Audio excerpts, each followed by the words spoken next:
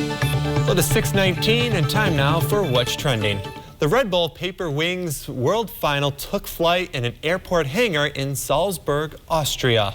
More than 61,000 world competitors had been whittled down to a small field of fierce folding finalists. Paper pilots from around the globe shared in glory across 3 categories of competition. Serbia took the gold for distance, Pakistan was first for longest airtime, and South Korea clinched the top spot in aerobatics, which is pretty interesting there, watching all the tricks that I'm just intrigued into the video because, I mean, it's just amazing that those planes can go farther. Obviously, I have not made an paper airplane before, and even if I tried to with instructions, it would probably be so bad that... Yeah, I'm not very good at it either. I tried to make one earlier, and you were just throwing it into the ground. But thankfully, our director, LJ, is very good at it. Yes, so he is. He made us a couple, and we're going to see if we can throw it right at the camera to see who gets more accurate. All right, Devin, ready? Are we doing it at the same time? Let's go at the same time. All right, in 3, 2, 1. We were both so bad. Wow, that didn't go very far. Wow, they did not go far, but they flew. I think mine went further. I don't know. They're like right tied up.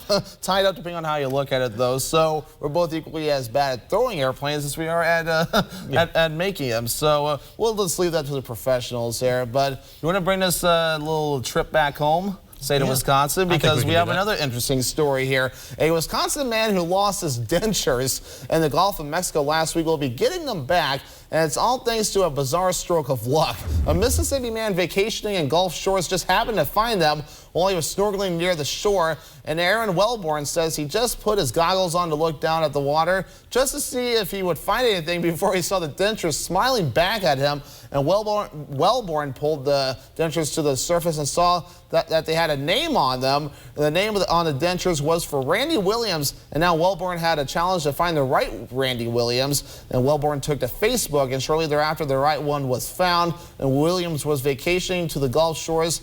And according to Facebook, he is from Potosi, Wisconsin, and Williams says that he lost his hat in the ocean, and when he went to grab it, a wave hit him in the side of the face, and Williams felt the dentures leave his mouth into the water, but they were swept away before he could pick them up. And Williams adds that the dentures cost him about $2,000. So, wow, what a find there. And talk about a stroke of luck to have the name on there, too.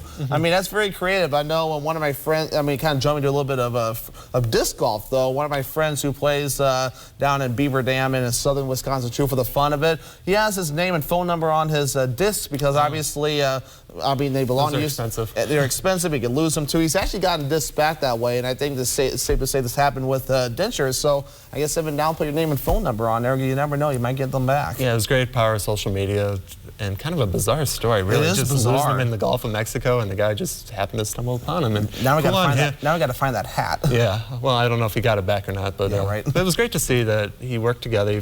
Power of social media. I know we complain about it a lot, but it does do a lot of good, and it people can do good. Be very good about it, using it as well. So, for sure. But taking a turn to our last story, a yearly tradition at one school in Kentucky saw students and staff try out eating bugs. Ew. On the menu, chocolate-covered crickets as well as live crickets and mealworms.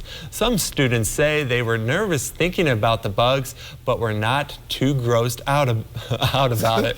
School leaders say this end-of-the-year event has been a tradition for about 10 years now, and they say it's all about a great chance for students to learn more about different types of bugs. You know, I don't know if I would go for that, but I'm a good sport. I would try it, right? But I think in Seattle, for the Mariners game, they have fried grasshoppers as one of their snacks. I think it's Seattle.